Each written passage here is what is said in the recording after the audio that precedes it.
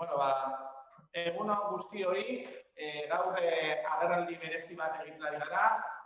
Bilbon, Euskalgintzaren Kontseilua, Valentzian, Acció Cultural del País Valencià, Escola Valenciana, Plataforma per la Llengua, Santiago, Amesa, Pronunciación Lingüística, Xixonen, Iniciativa por l'Asturiano, Zaragozan, Nogara, eta prentsaurrekora etortzerik izan ez duten, Omnio Cultural, Obra Cultural Balear, eta Zemen erakundeak ere badaude presente. Esan bezala, agerraldi bateratua bi helbururekin. Alde batetik, martxoaren 9 eta martxoaren 11an Espainiako Kongresuan eman zen eztabaidaren ondorioen inguruko balorazioa zuekin partekatzeko, gogoratuko baduzuen, erakundeok sustatu genuen legez besteko proposamena eztabaidatu eta bozkatu zen Madrilen, eta bigarrenik erakutsi nahi dugulako modu bateratuan lanean jarraitzeko determinazioa dugula. Berresten dugula elkarrekin lan egiteak indartsu egiten gaituela. Prentsa oharrean ikusi duzuen bezala, leiho bat ireki dugu, baina leiho guztiak irekitzeko lanean jarraitzeko asmoa dugula. Nik egingo dut kokapen orokor bat, eta gero, esan bezala, beste hizkuntzetako ordezkariei, paso emango diet, beraiek ere, beraien, ala erabakirengoelako, puntuen inguruko balorazioak egin. Niri bat dago esatea, esan bezala leiho bat ireki dugula. Zergatik, martxoaren 7 eta 9an, Madrilen hizkuntzaren kudeaketaren afera parametro egokietan eztabaidatu zelako eta lortu genuelako hizkuntzaren afera erdigunera eramatera. Nora eta Madrilgo diputatuen kongresura. Eta zaten dugunean, parametro egokien arabera hitz egin zela, esan nahi dugu hizkuntza kudeaketa justizia, berdintasuna eta askatasunaren parametroen arabera eztabaidatu zela. Madrilen esan genuen, eta gaur berresten dugu, gure ustez, demokrazia dagoelako jokoan hizkuntzen kudeaketan. Milioika biztanle, bigarren mailako herritar izateari utzi nahi diogulako. Eta hori izan zen, Madrilen egin genuen eskaera, eta horretarako iruditzen zaigu beharrezkoa dela estatuak bere hizkuntza politika aldatzen. Bigarrenik, azkartuko genuke beste elementu orokor bat. Eragilok erakutsi genuen erantzukizuna eta eragilok erakutsi genuen malgutasuna. Guk proposamen bat egin genuen, proposamena luzatu zitzaien alderdiei, baina prest egon ginen beharrezko aldaketak egin zitezen zertarako eta guztion artean hizkuntza kudeaketa demokratikoari irtenbidea emateko. Horrexegatik, ulergaitza egin zitzaigu alderdi batzuen jarrera, non eskatu baitziguten hizkuntza berdintasunaren printzipioari uko egitea. Eta gu ezeunden prest, printzipio horri uko egiteko. Egia da, martxoaren 9an Madrildik etorri ginela pentsatuz gure proposamena bere horretan errefusatuko zutela, baina gizarte eragileon presioari esker lortu genuen puntu batzuk onartzea. Lortu genuen azkenean alderdi guztiek posizionatu behar izatea. Gainera, iruditzen zaigu, eta horrekin lortzen dugu, aurreko astean, Europako Kontseiluko adituen batzordeak argitaratu berri duen txostena. Bertan, berriz ere Espainiako gobernuari esaten dio ez dituela Eurogutunaren gomendioak betetzen. Eta orain egin dizkion gomendioiek zuzenean lotzen zaizkien Madrilen onartu ez ziren puntuei. 7 propostu genuen, 3 onartu zituzten, justu onartu ez ziren horiek erantzuten diete orain Europatik egin dioten eskaerari. Hortaz ikusten dugu benetan borondatea egonez gero, errazki beteko lituzkela gobernuak momentu. Hoy estamos haciendo una rueda de prensa simultánea en diferentes comunidades. Estamos en Euskal Herria, en Bilbo, se organizan en Conchellua, en Santiago, Amesa Programación Lingüística, en Xixón, Iniciativa por l'Asturiano, y en Valencia, Acció Cultural del País Valencià, Escola Valenciana, Plataforma per la Llengua y en Zaragoza, Nogara. Además, aunque no haya podido acudir, también son parte de esta iniciativa Òmnium Cultural, Siemen y la Obra Cultural Balear. Hemos querido hacer esta comparecencia con dos objetivos. Por un lado, hacer una valoración del debate que se dieron los días 9 y 11 de marzo en el Congreso de los Diputados de Madrid en torno a la proposición no de ley auspiciada por nuestras entidades y, por otro lado, para reafirmarnos en que vamos a seguir trabajando conjuntamente. Como hemos puesto en la nota de prensa, hemos abierto una ventana, pero nuestra intención es abrir todas las ventanas. Y con esta iniciativa, con esta comparecencia, queremos mostrar que nuestra intención es seguir con la misma determinación con la que comenzamos hace 2 años para que de una vez por todas se dé un giro a la política lingüística que lleva a cabo el Estado español. En cuanto a la valoración de la aconteció en Madrid los días 9 y 11 de marzo, queremos decir que, como hemos comentado, se abrió una ventana. En nuestra opinión, conseguimos que el debate de la gestión de las lenguas se llevara en parámetros adecuados. Es decir, que cuando se hable de gestión lingüística se hable de justicia, se hable de igualdad y se hable de libertad. Lo dijimos en Madrid y lo volvemos a reiterar hoy, que esto es una cuestión de democracia. La cuestión de las lenguas es una cuestión de democracia y no puede ser que millones de ciudadanos en el Estado sean ciudadanos y ciudadanas de segundo nivel porque no se les reconozca los derechos lingüísticos. Por otro lado, querríamos subrayar con qué responsabilidad actuamos los agentes en Madrid. Nosotros pusimos encima de la mesa una propuesta, pero en todo momento estuvimos dispuestos a buscar consensos para que hubiera mayorías más extensas que se posicionaran a favor de una gestión de la libertad lingüística, de la edición lingüística más democrática. Por ello, se nos hizo incomprensible la jarrea de algunos partidos cuando se nos pedía que renunciáramos al principio de la igualdad lingüística, que es uno de los pilares de nuestras reivindicaciones. Es cierto que en el debate parecía que se iba a rechazar, todos los puntos, pero es verdad que tomamos con asombro que de los 7 puntos que se presentaron, al final se aprobaran 3. Y a nuestro parecer, eso fue gracias a la presión realizada por los agentes sociales. Con todo ello, no querríamos dejar sin recordar que la semana pasada el Comité de Expertos del Consejo de Europa volvió a hacer unas recomendaciones al Estado español respecto al cumplimiento de las recomendaciones de la 5ª evaluación de la Carta Europea de las Lenguas Regionales o Minoritarias, y estas recomendaciones van estrechamente unidas con los puntos que no se aprobaron en el Congreso. Es decir, si hubiera una voluntad real por parte del Estado para cumplir con los compromisos adquiridos, ya saben cuál es el camino. El camino lo pusimos encima de la mesa los agentes sociales. Hortaz, oainja pretzarrikoarekin jarraituko dugu, lehenik eta behin Madrilen onartu ziren 3 puntuen azalpenak egingo dituzte, ondoren onartu ziren puntuek zer eragina duten azalduko dute, eta azkenik eragileok aurrera begira aurreikusi ditugun urratsak partekatuko ditugu. Seguidamente, miembros de las diferentes entidades harán una pequeña evaluación o repercusión sobre esas medidas, la repercusión que tendrá en nuestras lenguas.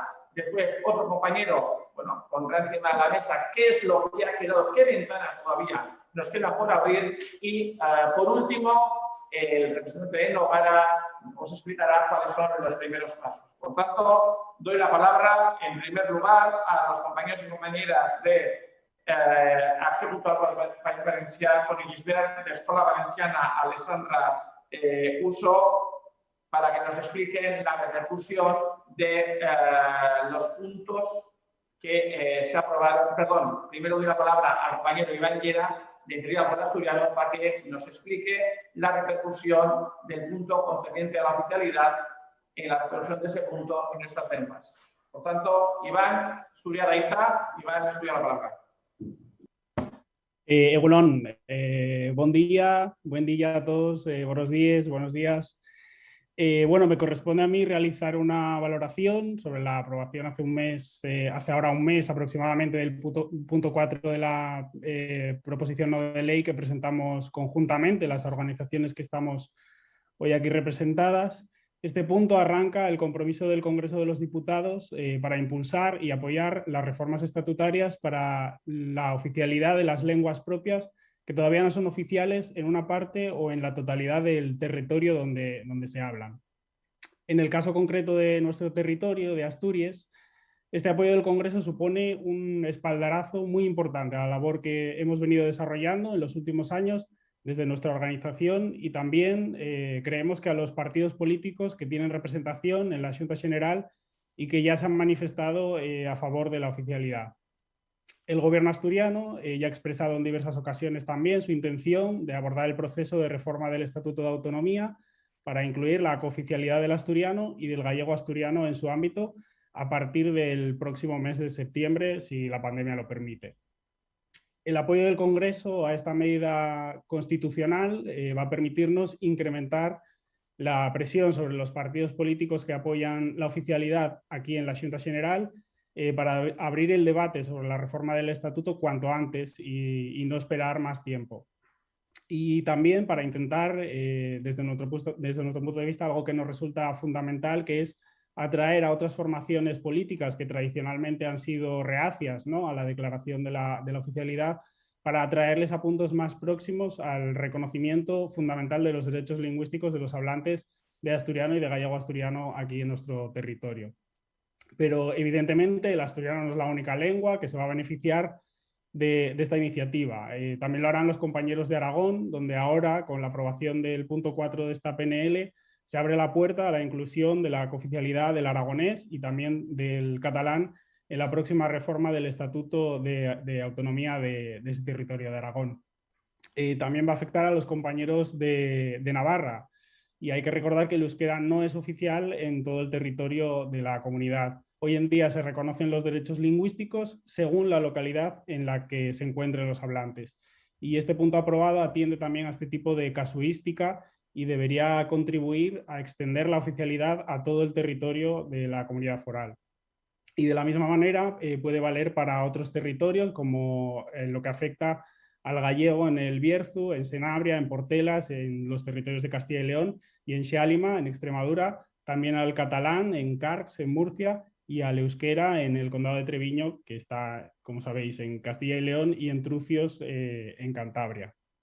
Eso es un poco todo por mi parte. Ahora, bueno, pues los compañeros del País Valencià continuarán con la interpretación de nuestra valoración de la aprobación de estos puntos de la PNL. Hola, bon dia. Soc Alexandra Ussó i represento Escola Valenciana. Nosaltres, dels apartats que es van aprovar el dia 11 a Madrid, nosaltres us comentarem una part de l'apartat 7, el que parlava sobre l'ús administratiu de les diferents llengües pròpies entre territoris del mateix espai lingüístic. Bé, l'oficialitat juga un paper determinant en aquest sentit. Mentre al País Basc la cooficialitat permet que la relació entre les administracions siga bilingüe, però no exclusivament en euskera, a Navarra el basc té la consideració de llengua pròpia, però no és cooficial en tot el territori. El gallec forma part d'un espai lingüístic més ampli i complex, separat per les fronteres administratives de dos estats, però amb un espai lingüístic comú, el gallego-portuguès. Llengua pròpia és el terme jurídic al que al·ludeix en els diferents estatuts d'autonomia a les llengües que han estat declarades oficials segons l'article 3 de la Constitució espanyola. El text el text, l'apartat 7, que nosaltres defensarem a Madrid i que es va aprovar, el que pretén és que l'advocacia de l'Estat no entre a litigar en favor de la diferenciació lingüística. Què volem dir? Que segons els estatuts autonòmics, el català és la llengua cooficial a les Illes Balears i a Catalunya i el valencià al País Valencià.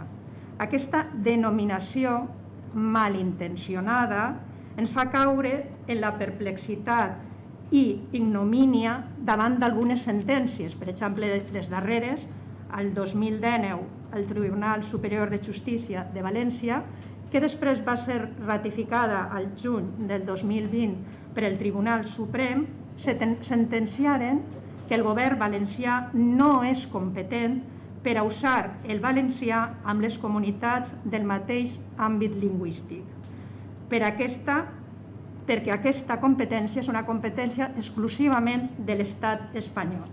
El mateix Estat espanyol, que com han nomenat abans, el 1992 signa i ratifica la Carta Europea de les Llengües Regionals i Minoritàries, 4 anys després s'adhereix a la proposta de Declaració Universal dels Drets Lingüístics. Aquestes dues situacions podien o volien ser un esperó a nivell internacional perquè, reconeguts els drets lingüístics de les persones i de les seues comunitats, s'establiren unes línies estratègies de futur, però no ha sigut així.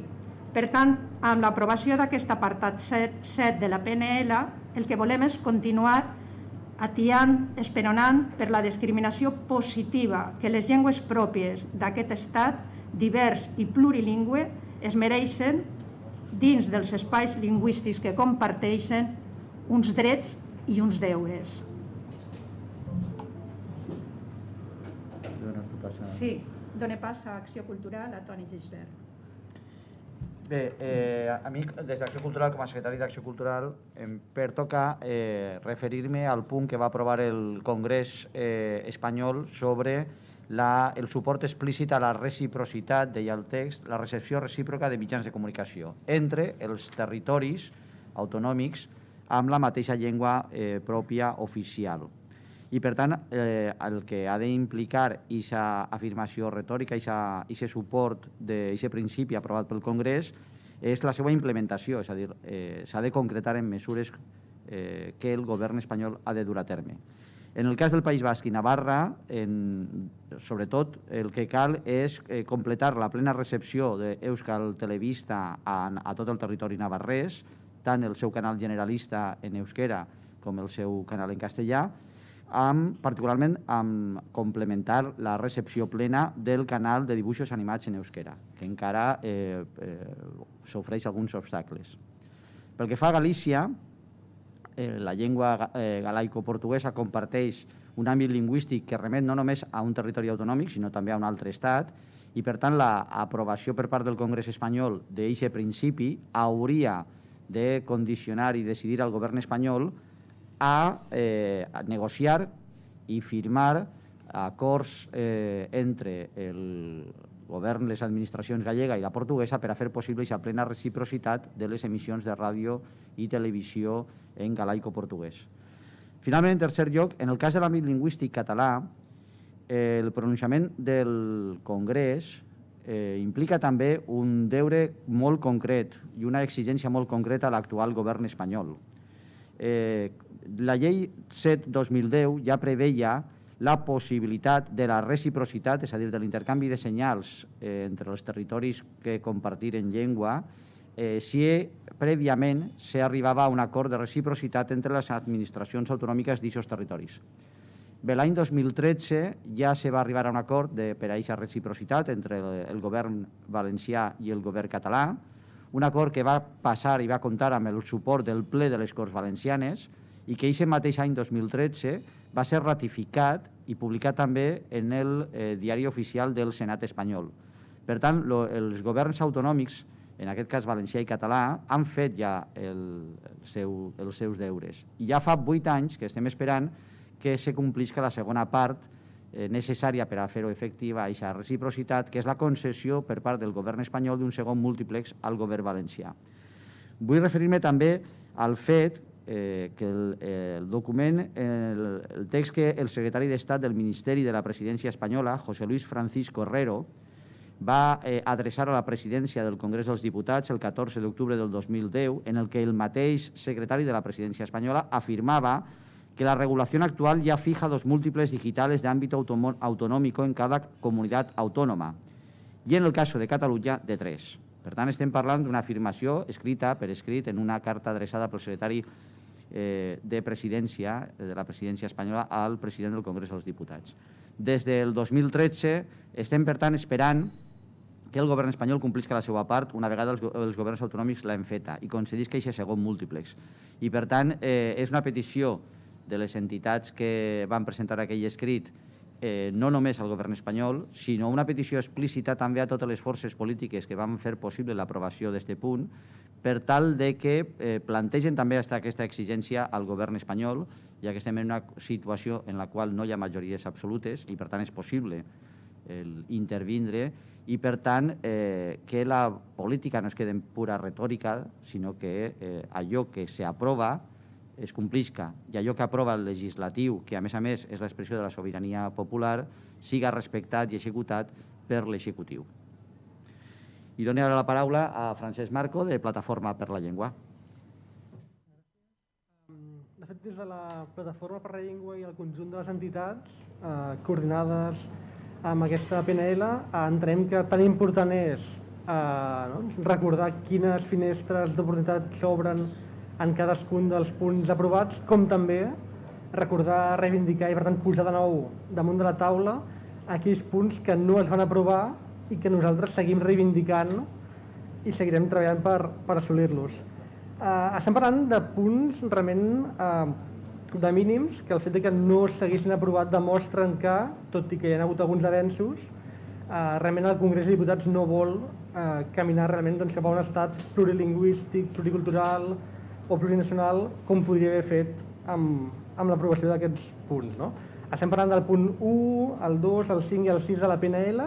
Per tant, el primer dels punts parlava d'una manera molt general al voltant d'iniciar aquelles accions que s'encaminessin cap al fet que les llengües poguessin gaudir dels mateixos drets i deures dels parlants de les diferents llengües i, per tant, si el Congrés de Diputats no accepta o no vol iniciar aquestes accions per encaminar-se cap a una igualtat de drets i deures, que és el fonament, la base fonamental de la igualtat lingüística, ens demostra que, per bé que hi haurà alguns passos endavant, la base central de l'Estat no haurà canviat.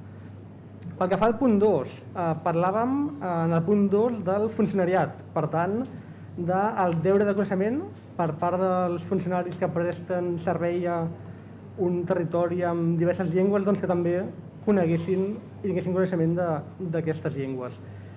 No deixa de sorprendre'ns, tot i el context general, que el Congrés de Diputats no vulgui que els seus funcionaris de l'Estat tinguin les màximes qualificacions i coneixements que puguin facilitar una millor interactuació amb la ciutadania i, per tant, resoldre aquells problemes que la ciutadania té. Però és com és, el Congrés de Diputats va refusar aprovar aquest punt 2 per tal que els funcionaris tinguin també el deure de conèixer les diferents llengües.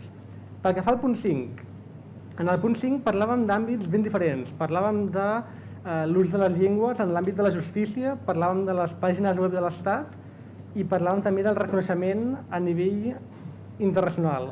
Cap d'aquests 3 punts tampoc es van aprovar, per tant, l'àmbit de la justícia no tindrà aquest suport del Congrés de Diputats per tal de canviar la situació actual i caminar cap a una situació normalitzada en què les diferents llengües puguin conviure-hi amb normalitat. Pel que fa a les pàgines web de l'Estat, el mateix, és a dir, el Congrés de Diputats no vol que el conjunt de la ciutadania pugui interactuar a través de les pàgines web dels diferents ministeris i organismes públics en la seva llengua. I el mateix pel que fa al reconeixement internacional. És a dir, som al 2021, no pot ser que les diferents llengües no puguin reconèixer internacionalment tal com haurien d'estar reconegudes. I pel que fa al darrer dels punts, el punt 6, el darrer dels punts que no es va aprovar, parlava de posar fi a la imposició exclusiva de la llengua castellana en l'àmbit econòmic i d'una manera especial en l'etiquetatge. Aquesta és una reivindicació històrica de la Plataforma per la Llengua i del conjunt de les entitats i, per tant, el fet de que tampoc el Congrés vulgui normalitzar les diferents llengües en l'àmbit econòmic demostra que aquest govern, el govern teòricament més progressista de la història, potser no és tant com alguns esperaven. I el fet és que tenim bons exemples en l'àmbit internacional que el Congrés de Diputats i que a través de la PNL s'hauria pogut caminar cap a aquests exemples. Tenim exemples de Suïssa, tenim exemples de Bèlgica o tenim exemples del Canadà d'una gestió lingüística responsable i més equitativa que sembla que el govern espanyol no s'encaminarà. Per tant, a més, aquestes finestres d'oportunitat que s'obren amb els punts aprovats, des de les entitats seguirem treballant i seguirem reivindicant els punts que malauradament no es van aprovar. En aquest sentit, donem pas a en Marcos Maceira per part d'Amesa per tal de conèixer també des de Galícia les novetats. Ben, bon día, grazas a todos e a todas por asistirdes a esta conferencia de prensa feita desde tantos puntos diferentes, xente que compartimos realidades diferentes, mas que tamén temos en común, cando menos, a situación de inferioridade que teñen as nosas linguas respecto ao castelán. Precisamente, isto era o que queríamos contribuir a mudar de alguma maneira a través do punto 8º, que se aprobou e que ademais foi un dos que máis apoio tivo por parte do Congreso. Neste punto 8º só ficou fora a extrema dereita. Por demais tivo unha acollida enorme por parte do Congreso de Diputados. Este punto 8º fala do respeto real baseado en dereitos e deberes e na actuación comprometida de todos os poderes do Estado. Por tanto, obriga o Estado a recoñecer deberes e a recoñecer dereitos, e a máis asumir tamén os seus propios deberes. Desde a diferencia establecida na Constitución entre o dereito de uso e o deber de coñecemento, unha diferenza que só ampara realmente o español, na medida en que só recoñece o deber de coñecemento para o español e exclúe a todas as demais linguas, até, como dicía, as máis de 500 disposicións legais que a partir disto establecen a igualdade real entre as diferentes linguas do Estado, son 500 disposicións legais que falan de calquera cousa que podamos entregar na nosa vida e que só recoñecen a obrigatoriedade e establecen todo tipo de dereitos e deberes só para o español. Iso sería unha das primeiras cousas que habría que mudar na medida en que establece diferenzas entre linguas, por tanto, diferenzas entre territorios e diferenzas entre dereitos que ten unha poboación ou outra en función da lingua que falan. Nos creemos que somos todos seres humanos, independentemente de onde vivamos, por tanto, todos debemos ter o mesmo dereito a empregarmos a nosa lingua sempre e en todo lugar, a lingua propia dos nosos territorios sempre e en todo lugar. Isto é algo, como dicía, este punto 8º pode contribuir a mudar significativamente. Como dicía, este punto foi aprobado por unha ampla maioría e a máis comprería engadirlle outros deberes que xa foron asumidos polo Estado, como lembrábamos precisamente na rolda de imprensa que demos ás portas do Congreso de Diputados o mesmo día que se aprobaba parte desta iniciativa. En primeiro lugar, evidentemente, con a Declaración Universal de Dereitos Lingüísticos que di que non se pode discriminar ninguén por razón de lingua.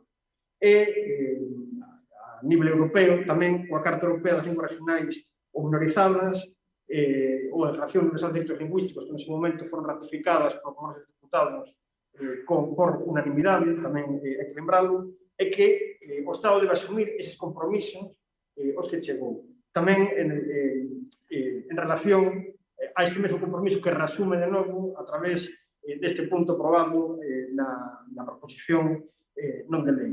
Lembraba antes Paulo Bilbao o comezo que recentemente aínda o Consello de Europa lembrou o Estado que ten obrigas respecto á Carta Europea de Linguas Minorizadas, e temos que lembrar tamén que todos os puntos que propuxemos nesta iniciativa encaixan perfectamente dentro da Carta. Isto, lembro outra vez, dixo ainda hai uns días o propio Consello de Europa e, polo tanto, o Estado debe actuar en consecuencia segundo o que aproba.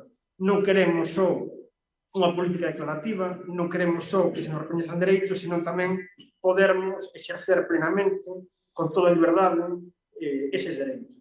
Falamos, por tanto, como lembraba tamén Paulo Bilbao, de liberdade, falamos de igualdade, falamos de pluralidade e falamos, por tanto, de democracia.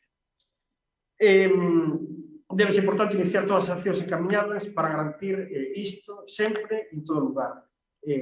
Polo feito de vivirmos en Santiago, non podemos ter menos dereito a vivirmos a nosa lingua que un cidadán de Madrid na súa. Nin máis nin menos. Isto é o reconhecemento de dereitos e deberes e, evidentemente, parécenos que este punto oitavo abre unha porta importante.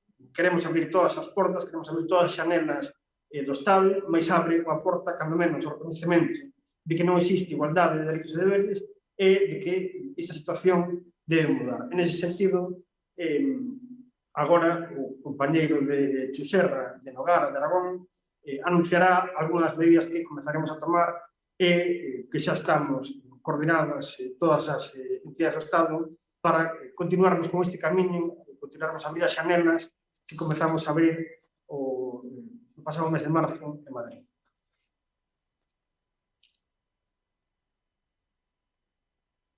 Hola, buen día, buenos días, bos días, Eguardión. Bueno, pues yo quería empecipiar pues, charrando de cuáles van a estar os próximos pasos que imos a dar de aquí en adelante de as asociacións que empecipiemos e que empentemos con este proceso, ¿no? Iniciamos este camino de colaboración hace 2 años y bueno, tenemos la intención de continuar con determinación. Como podéis ver, pues hemos creado este tipo de plataforma con asociaciones en las que, bueno, creemos que representamos a todas las lenguas minorizadas del Estado español y bueno, de este modo, pues queremos poner en marcha 2 líneas de trabajo inmediatas, ¿no? Por un lado, cada lengua activará sus propias dinámicas en sus territorios para que se apliquen en la mayor brevedad posible las repercusiones de estos puntos. Bueno, pues decir, por ejemplo, en Aragón, en nuestro caso, pues ya hemos empezado con una serie de entrevistas con los partidos políticos, recordando todo lo que implica estos puntos aprobados, cuál es su opinión, relación que por otra parte ya teníamos con ellos, pero que bueno, ahora tienen que entender que hay una nueva situación. Y por otro lado, una otra línea que va a ser la de interpelar al gobierno español. ¿Qué es lo que pasa? Debemos tener en cuenta que el Congreso de los Diputados ha realizado un mandato al gobierno para cumplir los 3 puntos que ya hemos mencionado, que se han aprobado. Por lo tanto, el gobierno tendrá que explicar qué y cómo lo va a hacer. Nuestra labor es interpelar y presionar al gobierno, seguir presionando para que se cumpla este mandato. Y por eso pues, vamos a pedir en primer lugar una reunión con el recién nombrado ministro de Política Territorial del Gobierno de España, el señor Iceta, porque creemos que se enmarca dentro de sus competencias y entre una de esas competencias es la ya mencionada y aunque la verdad con no mucho trabajo, que es la Oficina de las Lenguas Oficiales. Creemos que tienen que estar al tanto de todos estos puntos y bueno, que queremos una entrevista y que nos den las respuestas necesarias. Y bueno, siguiendo con esto, esta reunión que preveemos que será en un plazo lo más breve posible, porque, como hemos dicho, no se pueden obviar quiénes son los principales agentes que trabajamos por las lenguas propias, ¿no? Las lenguas propias de nuestras comunidades que ya hemos dicho anteriormente. Entonces, además de esto, tienen que tener en cuenta el Ministerio y el Gobierno de España que recientemente el Comité de Expertos del Consejo de Europa ha vuelto a pedir al Gobierno que tenga en cuenta las opiniones de de nuestras asociaciones, de nuestros colectivos, de estos agentes. Entonces, nuestra intención, como hasta ahora, es actuar con responsabilidad y creemos que es hora de dar pasos firmes. Bueno, pues desde aquí nada más y bueno, creo que vamos a pasar a un turno de preguntas.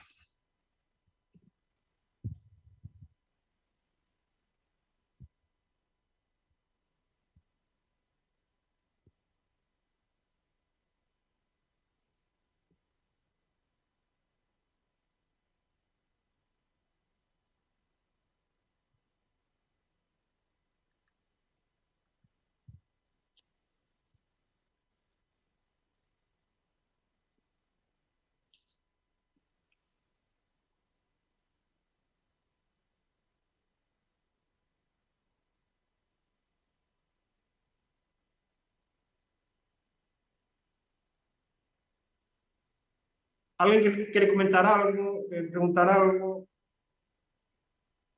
No sé si os que nos seguen a través de las redes.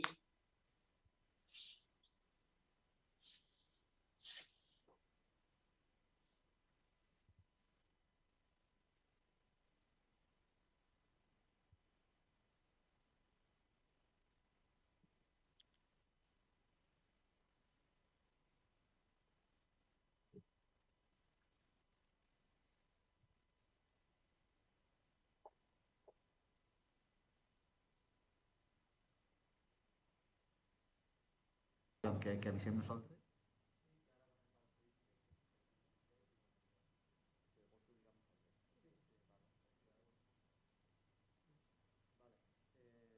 Ara donem pas, ho organitzem, si ens doneu uns segons per organitzar-ho tècnicament per a poder donar pas a les preguntes dels periodistes.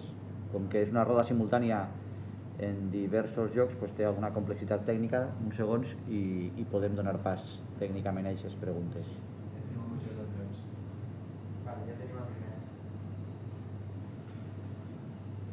Crec que ja puc preguntar.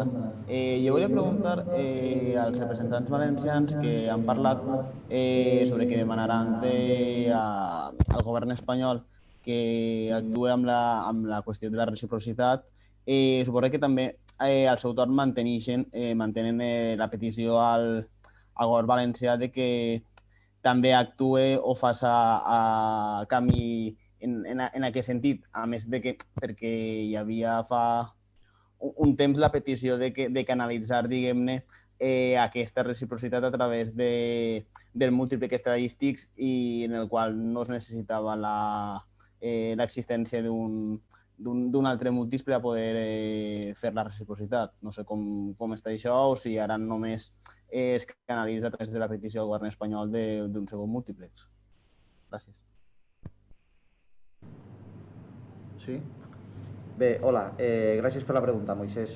A veure, és una qüestió, evidentment, que els que estem així mantenim la petició, més que petició, ja exigència a l'actual govern valencià de que execute la reciprocitat. Però abans de les consideracions polítiques cal aclarir els condicionants tècnics, perquè això, sense entendre això, podem equivocar-nos.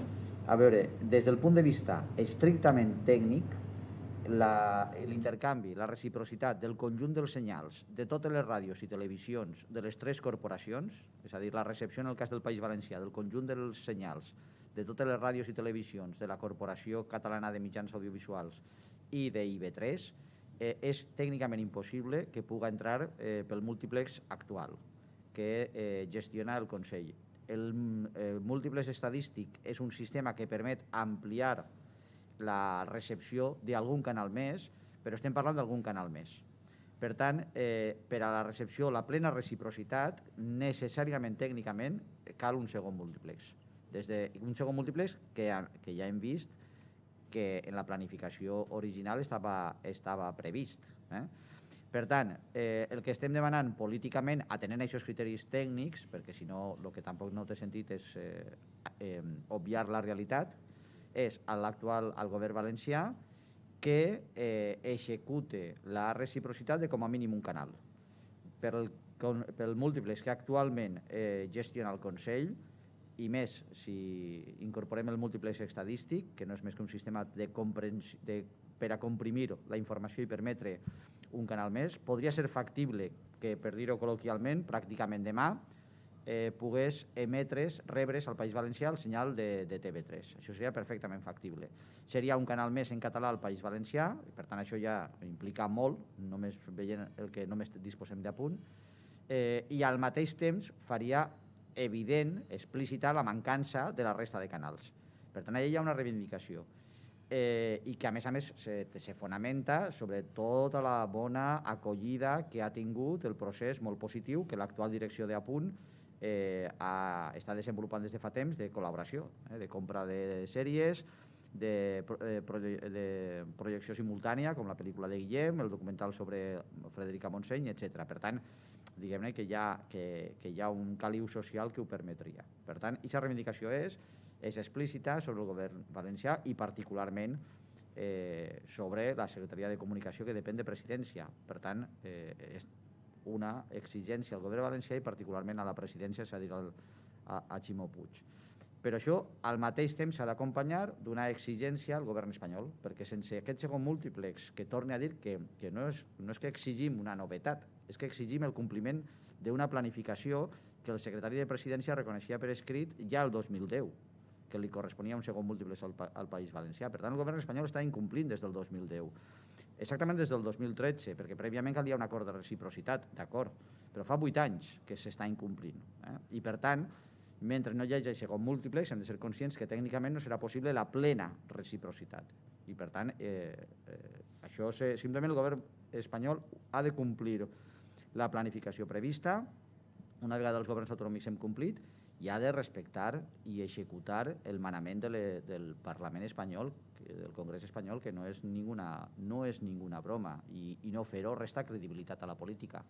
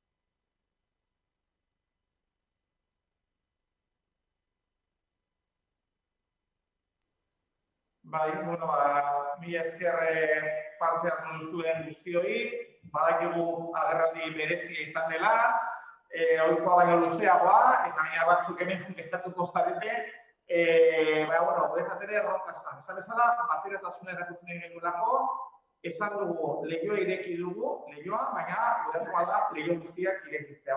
Para despedir, agradecer a todos los niños que habéis tomado parte, tanto de manera presencial como de manera virtual. Ha sido una experiencia nueva para nosotros y nosotras.